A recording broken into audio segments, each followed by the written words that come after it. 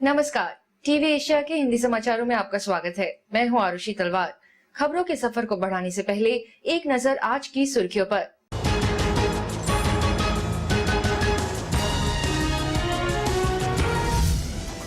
लापता विमान के ब्लैक बॉक्स के चीन को मिले पल्स सिग्नल, तो मलेशिया एयरलाइंस ने ब्लैक बॉक्स की बैटरी पर दी सफाई। शुरू हुई अफगानिस्तान में राष्ट्रपति चुनावों के लिए वोटिंग, तालिबान के खतरे को लेकर पूरे देश में कड़ी की गई सुरक्षा। सोनिया ने भाजपा और बीजू जनता दल दोनों पर किया हमला, ओडिशा के दलितों और आदिवासियों से की कांग्रेस को जिताने की अपील। और मोदी ने मध्य प्रदेश की रैली में कांग्रेस पर जमकर साधा निशाना, बोले कांग्रेस को सिर्फ राहुल की चिंता, देश की नहीं।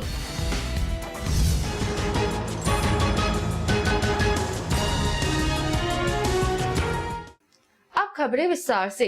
खबरों की शुरुआत करते हैं लापता मलेशियाई विमान से। लापता मलेशियाई विमान के ब्लैक बॉक्स से जुड़े कुछ पल्स सिग्नलों का पता लगाने का आज चीन ने दावा किया, तो वहीं मलेशियाई एयरलाइंस ने ब्लैक बॉक्स की बैटरी पर आज सफाई दी। लापता हुए मलेशियाई विमान की खोज के सिलसिले में चीन की तरफ से एक नई जानकारी दी गई है। विमान MS-370 के ब्लैक बॉक्स की तलाश में जुटी चीन की एक समुद्री जहाज ने दक्षिणी हिंद महासागर में कुछ पल्स सिग्नलों का पता लगाया है। खबरों के मुताबिक हाइक्सन 01 को ब्लैक बॉक्स का पता लगाने के लिए तैनात किया गया था और इसने शनिवार को उत्तर दिशा में करीब 25 डिग्री पर 37.5 हर्ट्ज प्रति सेकंड कुछ सिग्नलों का पता लगाया है। हालांकि अभी इस बात का पता नहीं लगाया जा सका है कि क्या ये सिग्नल गायब हुए विमान के ही हैं या किसी और के। वहीं मलेशियाई एयरलाइंस की तरफ से ब्लैक बॉक्स की बैटरी को लेकर सफाई दी गई। दरअसल ब्लैक बॉक्स की बैटरी बदलने को लेकर एयरलाइंस पर आरोप लगाए गए थे कि समय रहते इन्हें नहीं बदला गया था, जिस पर एयरलाइंस के CEO अहमद जोहरी याया ने आज बताया कि बैटरी को साल 2012 में बदला गया था और 2 साल बाद यानी आगामी जून 2014 को इसे रिप्लेस किया जाना था। And as far as the battery, what is reported, we confirm that there's a maintenance program whereby the batteries are replaced prior to expiry, and we do know that the batteries are due for replacement only in June 2014. दूसरी ओर शुक्रवार से 14 विमानों और 9 जहाजों की मदद से लापता विमान की खोज आज फिर से शुरू की गई। लापता विमान को खोजने के लिए खोजी दल ने अब अपना पूरा ध्यान ब्लैक बॉक्स को खोजने में लगा दिया है। अब खबर अफगानिस्तान से जुड़ी। अफगानिस्तान में राष्ट्रपति चुनावों के लिए मतदान शनिवार से शुरू हो गए। तालिबान के संभावित खतरे से निपटने के लिए देश के कोने कोने में भारी सुरक्षा बंदोबस्त देखने को मिले। तालिबान के खतरे का साहस पूर्वक सामना करते हुए अफगानिस्तान में शनिवार को राष्ट्रपति चुनाव के लिए मतदान शुरू हो गया। मतदान सुबह 7 बजे शुरू हुआ। अफगानिस्तान में पिछले 13 साल से हामिद करजई राष्ट्रपति पद पर काबिज हैं। इस चुनाव के जरिए देश के इतिहास में पहली बार लोकतांत्रिक तरीके से सत्ता का हस्तांतरण होना है। राजधानी काबुल सहित पूरे देश में कड़ी सुरक्षा व्यवस्था के बीच आज देश के नागरिकों ने भी चुनाव में बढ़ चढ़कर हिस्सा लिया। آمدیم که امروز زعیم کشور خود تعیین بکنیم و سرنوشت افغانستان در دست جوانا است و می‌خواهیم که سرنوشت افغانستان تعیین بکنیم. ان شاءالله ما کدام مشکلی نداریم و امنیت همچنان تامین است. یک روز تاریخی در روز افغانستان است، 16 حمل است، روز انتخابات است. دیگه امروز مردم اینجا آمده گرد هم مرد و زن یک جا مشترک برای یک شخص را انتخاب میکنه که در آینده و سرنوشت خودم انتخاب میکنه، یعنی یک شخص انتخاب میکنه که در آینده او بتونه از مردم افغانستان به طور خوب سرپرستی بکنه। वहीं अफगानिस्तान के इस्लामी विद्रोहियों ने राष्ट्रपति चुनाव को एक विदेशी साजिश बताया है और इसे खारिज करते हुए अपने लोगों से मतदान कर्मियों, मतदाताओं और सुरक्षा बलों पर हमला करने को कहा है, जिसके मद्देनजर देश में सुरक्षा कड़ी कर दी गई है और पुलिस के जवान भी आज किसी भी अप्रिय घटना से निपटने के लिए पूरी तरह से तैयार दिखे। طی چند روز گذشته تدابیر بسیار خاص منظم را گرفتن که مردم افغانستان، ملت افغانستان هم زن مرد بیان به صورت مسالمت آمیز رای بدن و حالا شما شاهد هستین که پلیس دلیر افغانستان به خاطر تامین امنیت از این پروسه اینجا جد و جهد میکنن و ایستاده هستن و امنیت مردم را گرفتن. देश में कुल 2 करोड़ 80 लाख की अनुमानित जनसंख्या में से करीब 1 करोड़ 35 लाख लोग मतदान करने के योग्य बताए गए हैं। वहीं अफगान संविधान के अनुसार करजई फिर से राष्ट्रपति चुनाव में खड़े नहीं हो सकते हैं। राष्ट्रपति चुनाव की शुरुआती परिणामों की घोषणा 24 अप्रैल को होगी। अब बात भारत में आम चुनावों की। सोनिया गांधी ने आज भाजपा के साथ ओडिशा के बीजू जनता दल को भी अपने निशाने पर लिया। वहीं कांग्रेस को दलित और आदिवासियों का हितैषी बताते हुए जनता से वोट मांगे।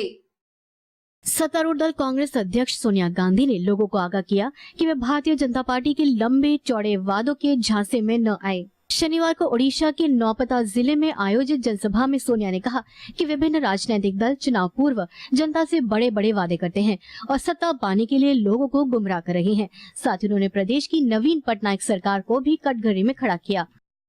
हमारे विरोधी भाजपा और उनके पहले के बीजेडी जैसे साथी, क्योंकि बीजेडी आपको याद होगा एनडीए के साथ थी और बीच में यहाँ प्रदेश स्तर पर भी उनके साथ थी।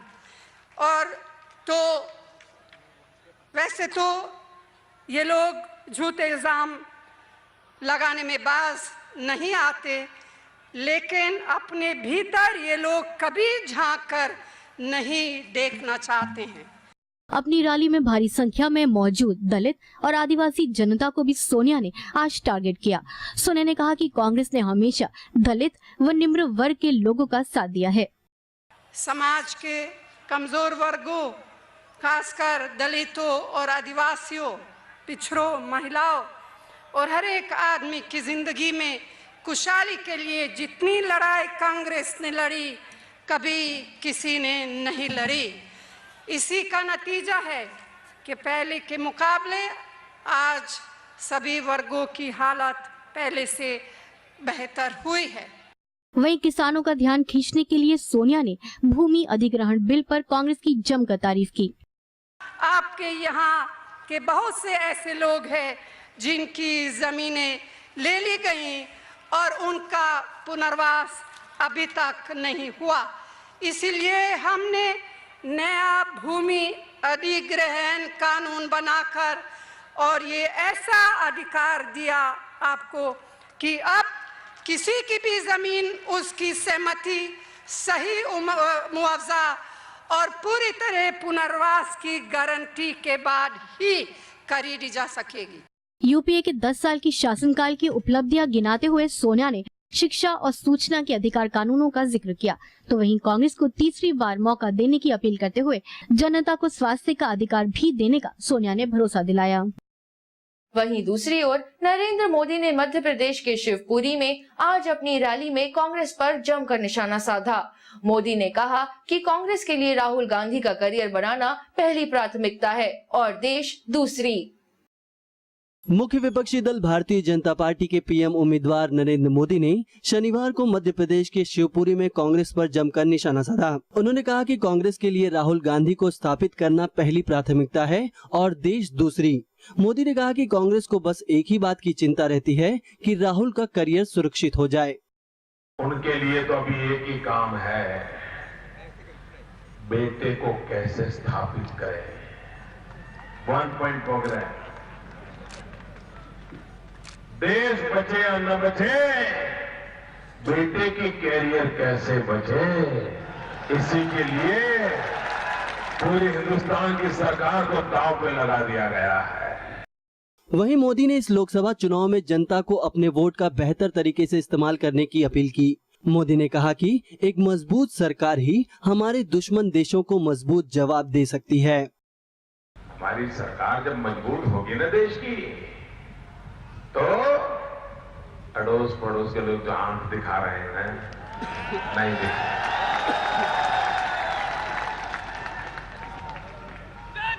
हमें सरकार मजबूत बनानी है, लेकिन किसी को आंख दिखाने के लिए नहीं, लेकिन उनको आंख मिलाने के लिए, मजबूर करने के लिए हमें सरकार मजबूत बनानी है। अपने भाषण में मोदी ने मध्य प्रदेश के मुख्यमंत्री शिवराज सिंह की भी आज तारीफ की। उन्होंने कहा कि शिवराज सिंह की सरकार ने अपने 10 साल के कार्यकाल में जितनी सड़कें बनवाई हैं, बिजली और सिंचाई के क्षेत्र में जो विकास किया है, उतना कांग्रेस ने अपने 50 साल के शासन में भी नहीं किया। महाराष्ट्र में जितना नुकसान हुआ उससे ज्यादा मध्य प्रदेश के किसानों को ज्यादा नुकसान हुआ। लेकिन ये भेदभाव क्यों? कांग्रेस की वहां सरकार थी, इसलिए आपने उनको वहां पैसे दे दिए, तुरंत दिए, ज्यादा दिए, और शिवराज जी को मध्य प्रदेश के खजाने से पैसे निकाल करके यहां के किसानों के आंसू पोंछने के लिए निकालना पड़ा। साथ ही मोदी ने अपने भाषण में ज्योतिरादित्य सिंधिया पर भी निशाना साधा। उन्होंने कहा कि जब गुजरात सरकार ने बेहतर प्रदेश का अवार्ड जीता था, तब ज्योतिरादित्य सिंधिया के अंतर्गत आने वाले ऊर्जा मंत्रालय ने गुजरात के एक प्रोजेक्ट को रद्द कर दिया था। वक्त हो गया है एक ब्रेक का, लेकिन आप कहीं जाइएगा नहीं, क्योंकि ब्रेक के बाद हम आपको दिखाएंगे भाजपा के 2 बड़े नेताओं ने चुनावों के लिए भरा अपना नामांकन। आडवाणी ने गांधीनगर से तो राजनाथ ने लखनऊ सीट से भरा पर्चा। और राजनाथ सिंह ने लगाया कांग्रेस पर सांप्रदायिक पार्टी होने का आरोप। उनके सामने चुनाव मैदान में उतरी कांग्रेसी नेता ने किया पलटवार।